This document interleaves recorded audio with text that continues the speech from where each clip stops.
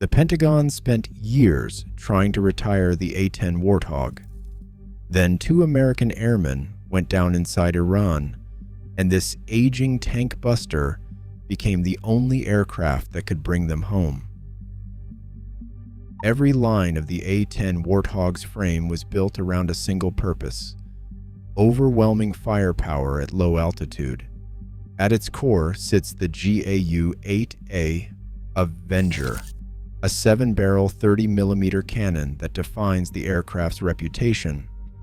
This gun can fire up to 3,900 rounds per minute, each depleted uranium shell capable of shredding tank armor or ripping through fast-moving boats. Pilots describe the sensation as flying a plane built around a gun, not the other way around. The GAU-8A Avenger's recoil is so powerful that firing it slows the aircraft in flight.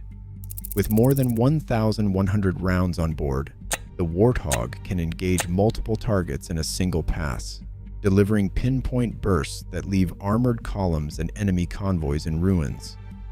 This unmatched destructive force is what makes the A-10 a weapon ground troops trust when the fight gets close and the threats are dug in. Survival in hostile airspace depends on more than firepower.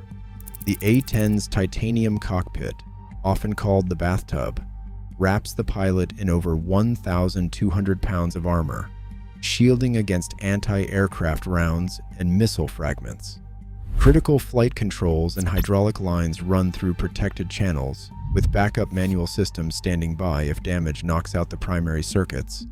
Pilots have landed safely after losing an engine, a chunk of wing, or even parts of the tail. The Warthog's design favors redundancy over speed, allowing it to limp home when newer jets might not. On the ground, maintainers praise its rugged simplicity. Swapping out a damaged landing gear or patching a fuel line can happen on a dirt strip, not just a pristine airbase. Long loiter time, often more than 3 hours, means the A-10 can circle over ground troops, covering them until the danger passes or relief arrives. This combination of toughness, endurance, and quick turnaround keeps the Warthog in the fight when others are forced to withdraw. In the first days of Operation Epic Fury, U.S. planners faced a complex problem. Iranian naval forces threatened the Strait of Hormuz, while missile batteries and armored units massed along the border. The A-10 was listed among the assets tasked for maritime close air support, a rare assignment for an aircraft designed for land battles.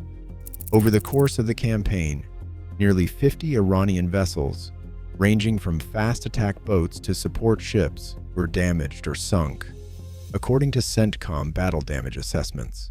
The Warthog's 30mm cannon and precision-guided bombs proved effective against swarming boats and coastal installations, supporting the broader naval interdiction effort. On land, A-10 aircraft provided close air support for ground forces operating near the border, striking missile sites and hardened bunkers under fire. This dual role, delivering firepower at sea and on the ground, showed the aircraft's flexibility and kept it in demand as newer jets focused on other mission sets.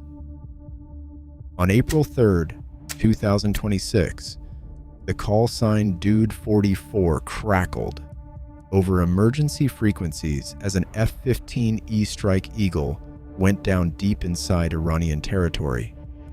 Both crew members ejected and landed miles apart, surrounded by hostile forces. Within hours, A-10 aircraft from Moody Air Force Base launched into the darkness, taking on the call sign Sandy, the Air Force's traditional label for rescue escort. Flying low and slow, the first Sandy flight arrived over the crash site and fired the GAU-8 cannon to scatter approaching militia and patrol boats. As special operations helicopters moved in, the A-10 aircraft orbited above, relaying updates and remaining ready to strike at any threat. The rescue stretched through the night and into the next day.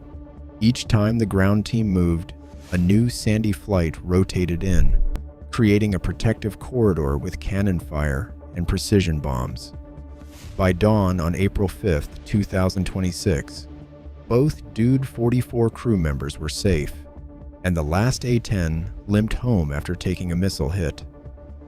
The after-action report credited the Sandy crews with suppressing enemy fire and making the extraction possible, a reminder that, for airmen on the ground, the Warthog's presence still means survival.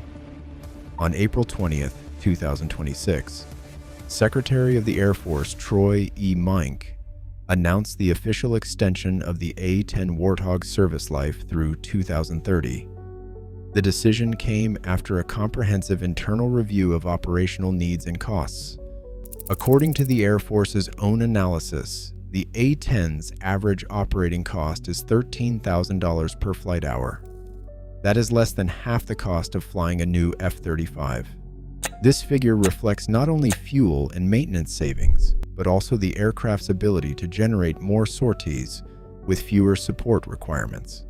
The service cited these numbers as a direct reason for preserving the A-10 in the active fleet, emphasizing that budget pressures and the need for reliable close air support made the Warthog the most cost-effective choice. By anchoring the extension in both fiscal reality and combat necessity, the Air Force positioned the A-10 as a practical solution while the next generation of aircraft ramps up. 3 squadrons form the backbone of the A-10's extended future. At Moody Air Force Base in Georgia, the 303rd Attack Squadron will remain active through fiscal year 2029, while the 308th will continue operations until 2030. Whiteman Air Force Base in Missouri keeps the 462nd Fighter Wing, a reserve unit, in service through 2030 as well. Each squadron is set to retain 18 aircraft, maintaining a total of 54 Warthogs in the fleet until the 303rd's drawdown, then consolidating to 36. This structure reflects 3 priorities: preserving combat power for close air support and rescue missions, supporting the defense industrial base as new aircraft ramp up, and aligning with budget realities. Air Force planners and congressional advocates highlight that these units bridge the gap until F-35 and F-15E squadrons are fully equipped for the Warthog's unique mission set. The decision keeps proven crews and aircraft ready, while giving industry and policymakers time to prepare for the next era of air support. Today, 3 A-10 squadrons remain on alert, proof that raw firepower and survivability still shape modern battlefields. As threats evolve, so does the need for what only the Warthog delivers: